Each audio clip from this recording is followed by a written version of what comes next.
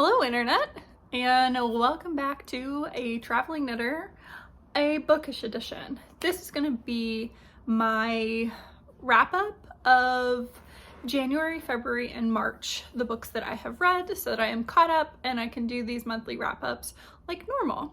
I felt like podcasting today, or doing this video today, because I am wearing a skirt that is The Hobbit. I'll even show you. See that? It's The Hobbit, and then it does have script from like the first couple pages. Let's get into it. I read a total of 18 books, and I will have the breakdown of what genres they were. Not sure how I'm gonna do that, if it'll just be like romance and then also the subgenres of romance, because you can get pretty like into that. Haven't decided yet. For now, I'm just gonna label them as fantasy, romance, historical fiction, that kind of thing. So let's just start with the romance that I read. I'm not going to go in the order that I read all the books, and I'm not going to go in the order of ratings. I'm just kind of going to group them by genre. Now, the first book that I did read in 2021 in January is The Duke and I by Julia Quinn. This really did stem from Bridgerton. I had heard of the books. I have read some historical romance. I have read smutty books, so it's not like this genre is new to me. But yeah, so I ended up giving this 2 stars. And the reason being, I found Daphne, that is the main character, yeah, to just be so flippin' annoying.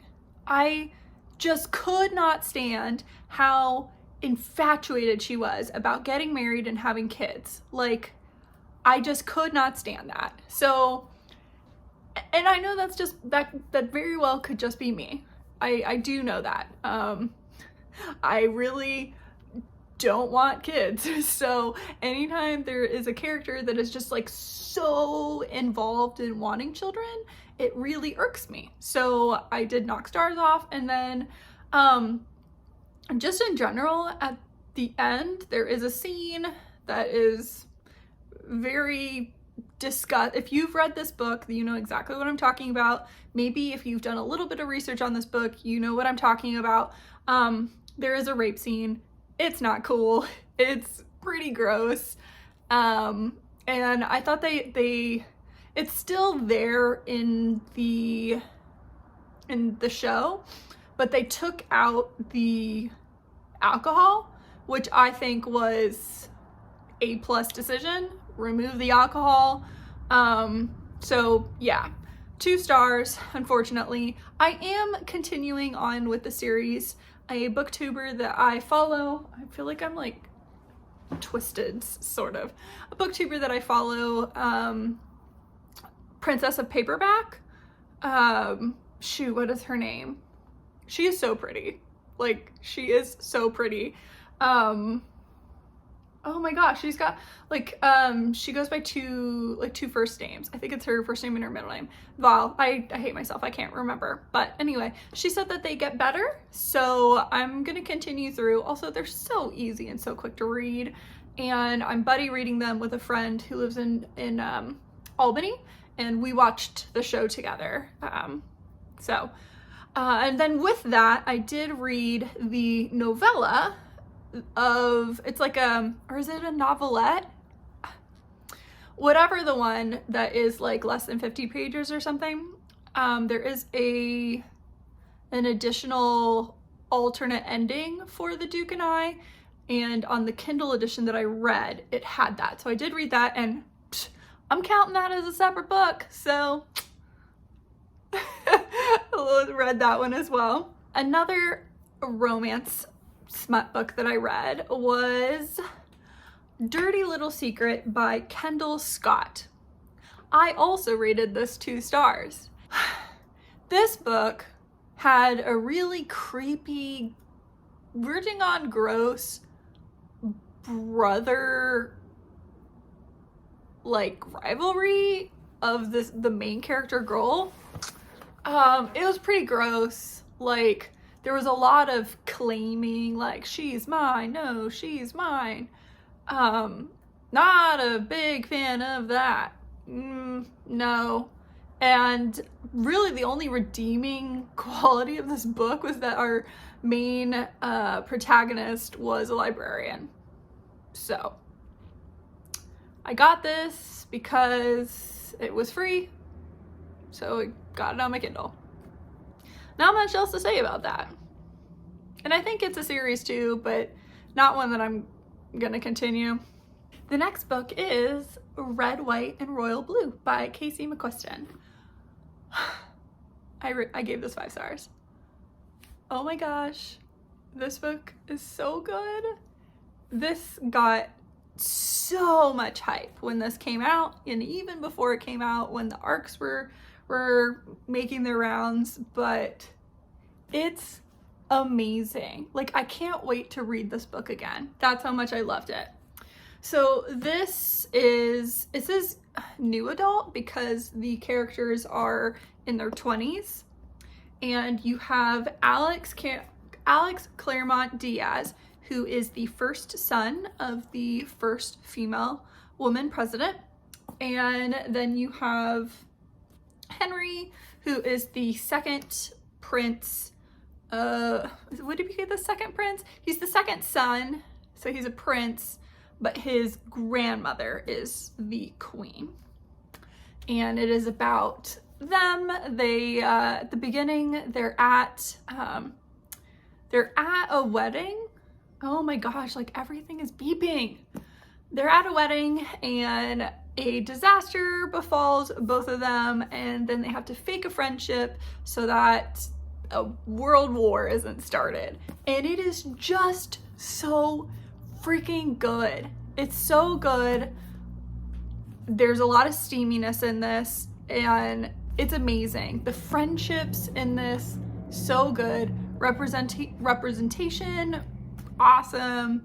There's political, there's like gallivanting across the pond. I'm a sucker for hate to love. It is my favorite trope. Favorite. Like, I wish my real life was like that. Not like this, because I don't want to be the daughter of the president. I also don't want to be the daughter of a monarchy, because you just lose out on a lot of freedoms. So I don't want to be them per se, but I want this relationship. The last romance novel that I read is Second First Impressions by Sally Thorne. And this is an ARC, so that's an advanced reader's copy. I did read it, review it, all before this came out, which actually, this isn't out yet. So there you go. This actually comes out on the 21st.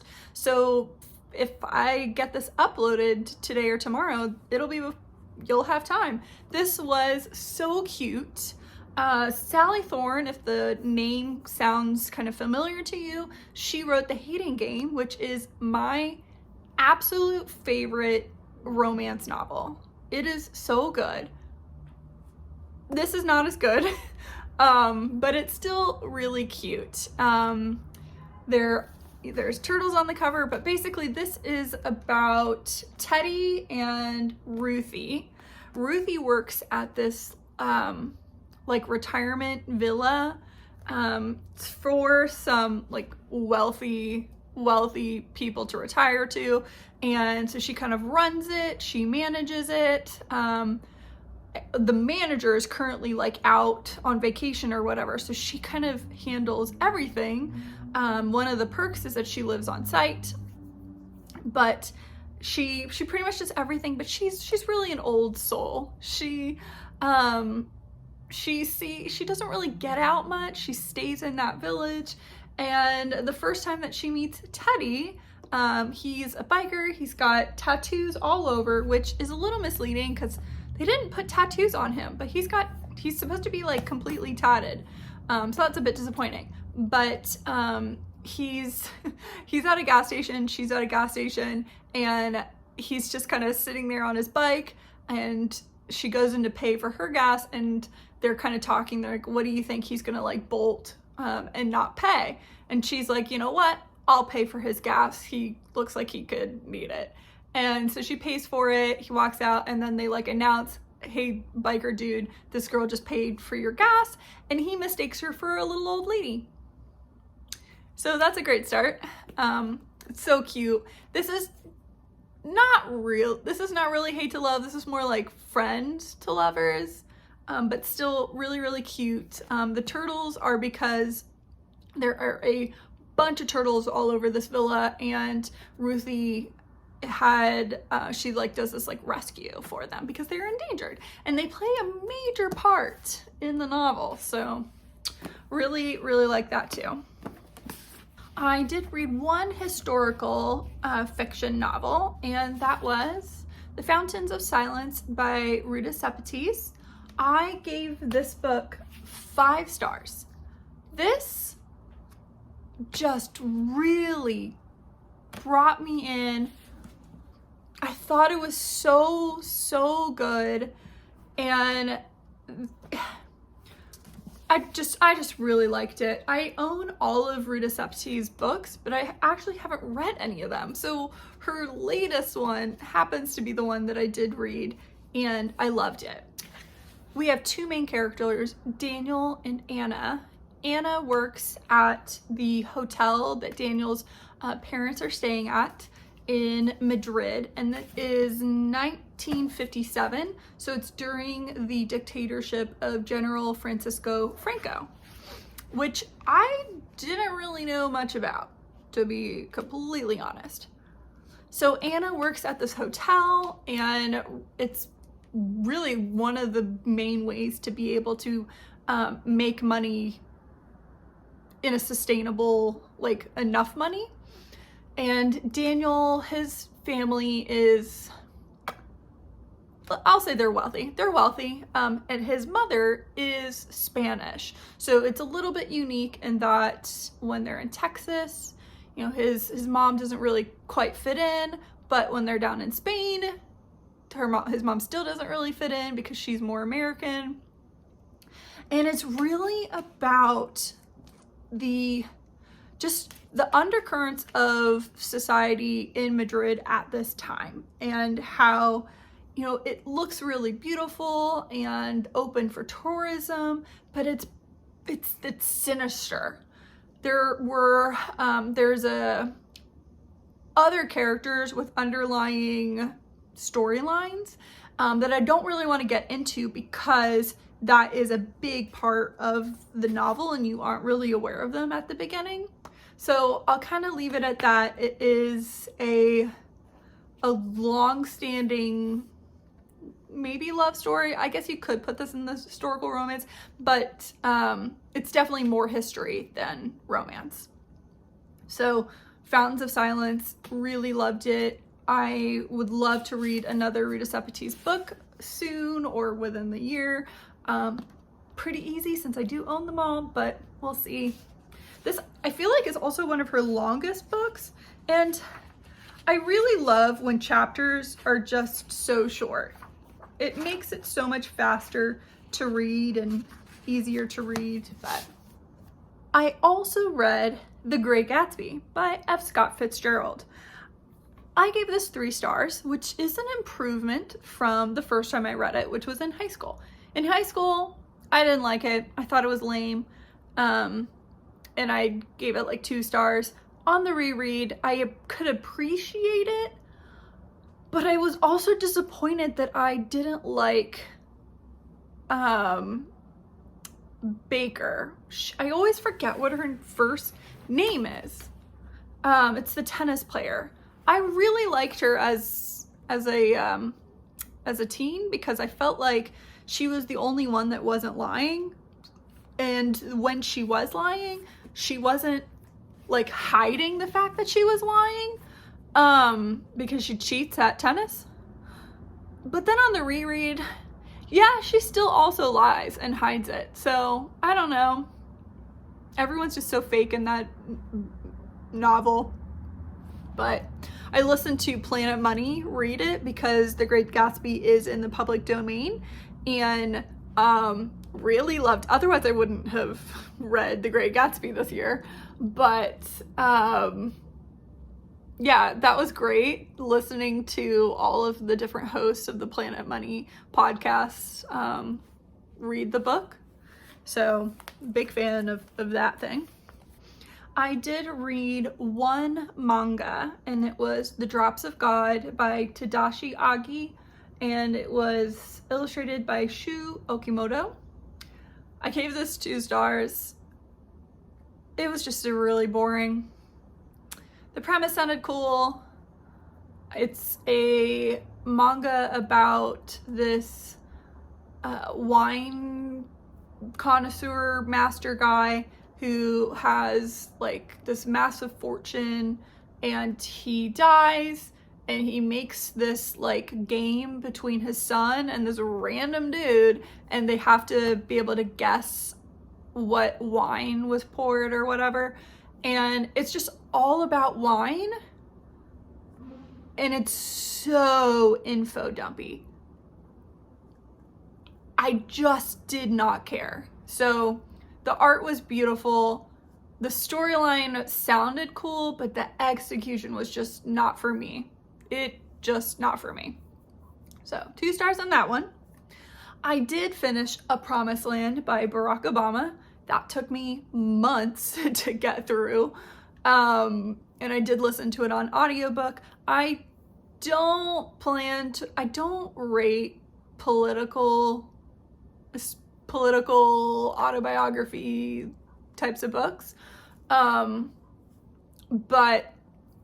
it was good. Parts of it were kind of boring, but I don't think I would have been able to get through it without it being an audiobook. And there's going to be a second one to this. Like, it only gets through the first half of his presidency. And then the last, like, general fiction, you could maybe even put historical fiction on it.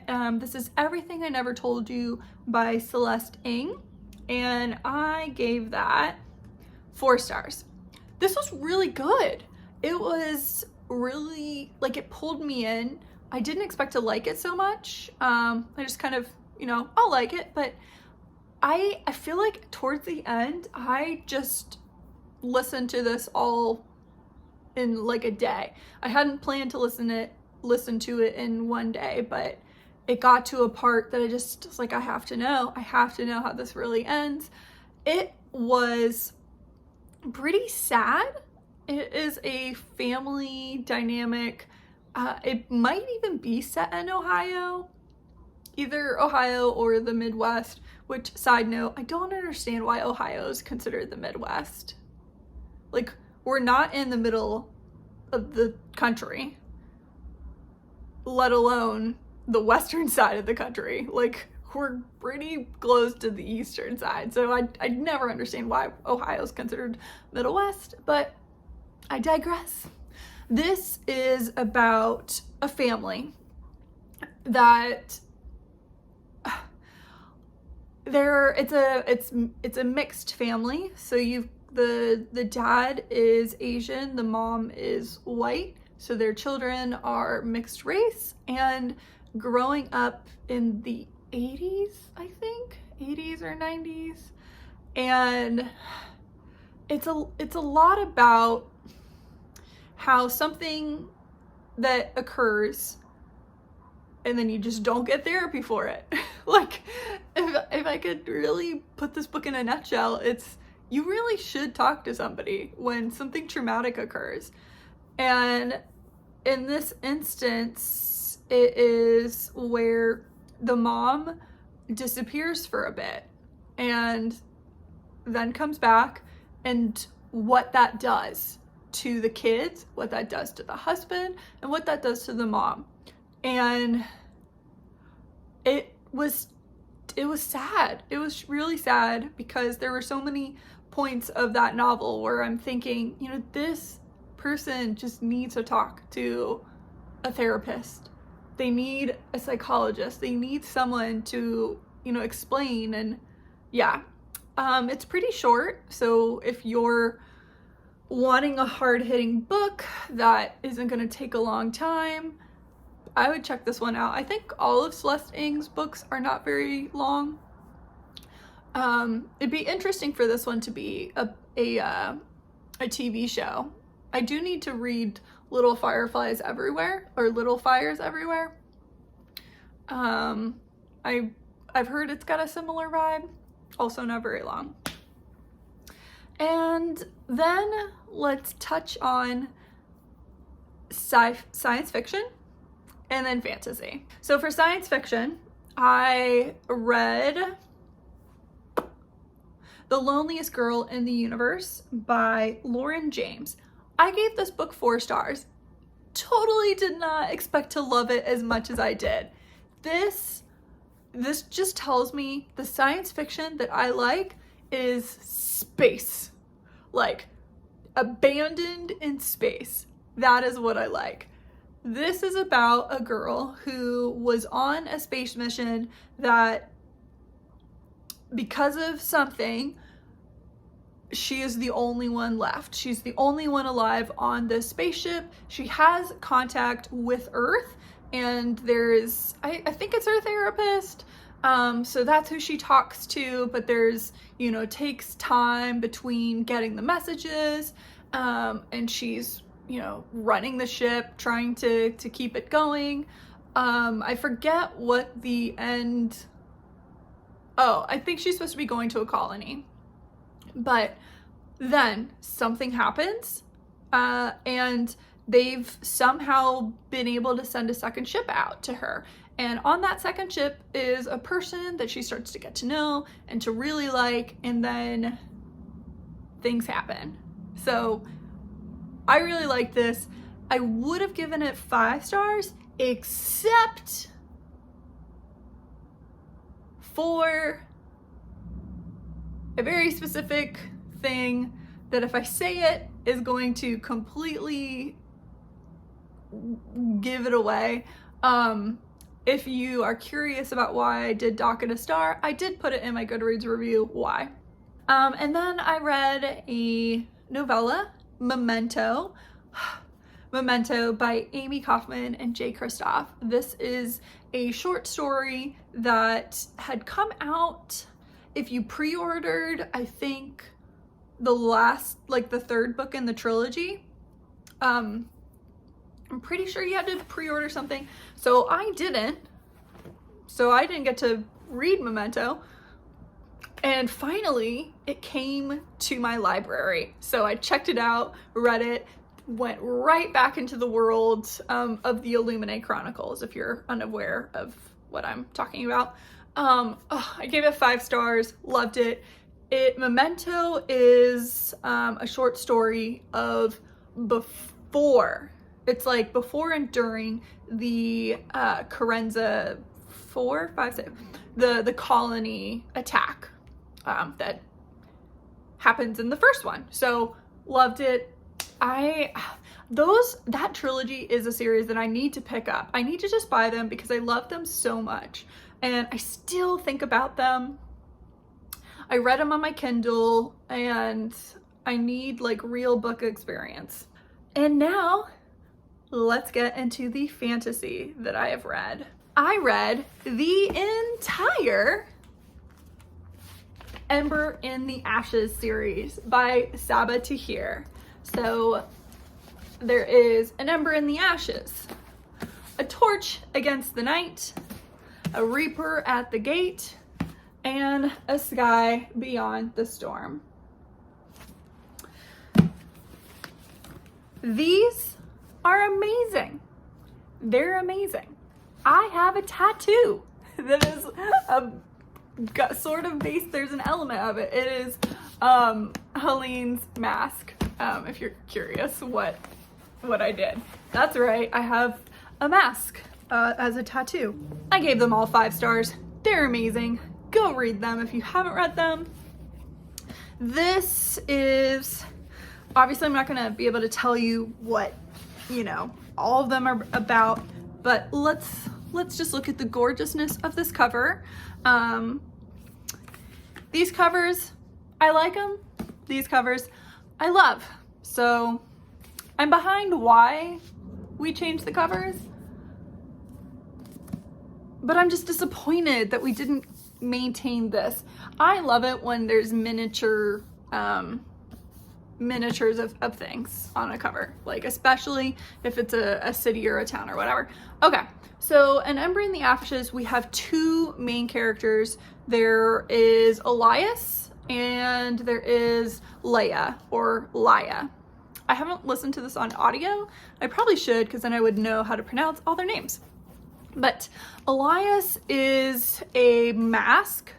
It's like this elite fighting group, and he is learning, he's at school at Blackcliff, and it's this elite Roman-esque fighting school. Very brutal, scary, not everyone makes it through, and it's run by this really, really scary lady called the Commandant. And then you have Laia, who her whole family has been killed. And all she wants to do is rescue her brother, who has been imprisoned for a thing that he has done. She finds the resistance and says, hey, you need to rescue my brother because bombshell drops. They say, sure. I mean, they don't say sure, but they say, yeah, but we need you to infiltrate Blackcliff as a spy to give us valuable information. And so that is how Laia and Elias meet, and how they save the world. It's so good. Love it. Highly recommend. Please read it. Another fantasy that I read, completely unexpected, was fanfic called Manicled by Sen Lin Yo, or You. That's just their user name. This is Harry Potter fanfic, and it's like, what if good didn't win? So what if Harry actually did die, right? So instead of Narcissa, which, side note, the actress who plays Narcissa passed away this weekend, so kind of fitting that I'm talking about it. But Narcissa, instead of saying that he's dead, it was Malfoy, and he said he was alive, and then Voldemort killed him. So it's like, if that didn't happen, it was captivating. It sucked me in. It definitely takes a lot of influence from The Handmaid's Tale, like a lot.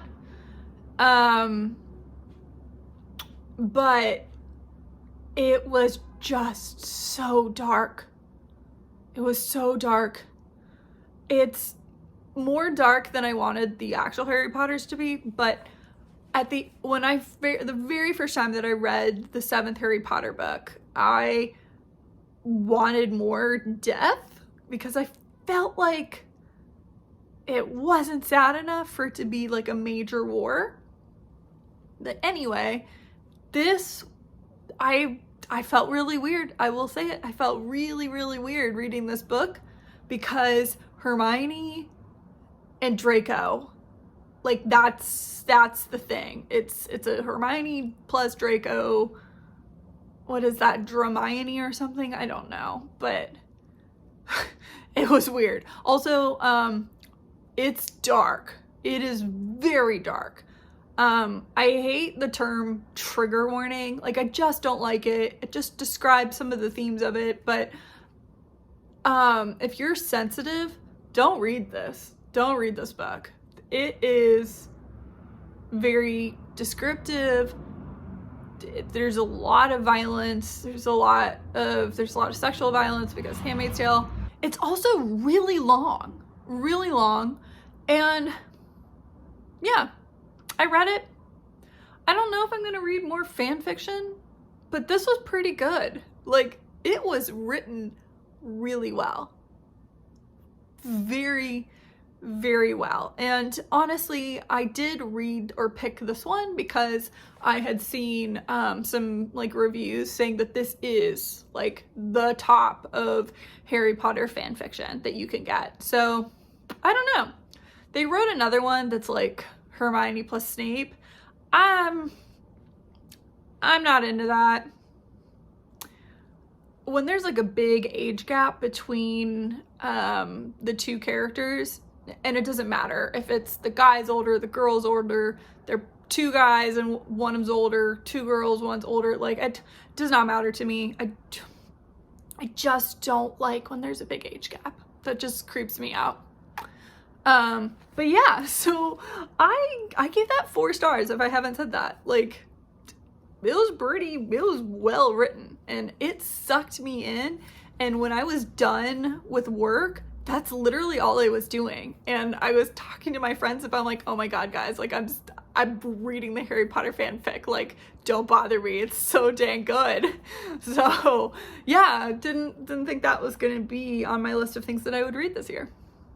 The last book that I read in March, I do own it, but I have lent it to my best friend to read, so I don't have it. So picture.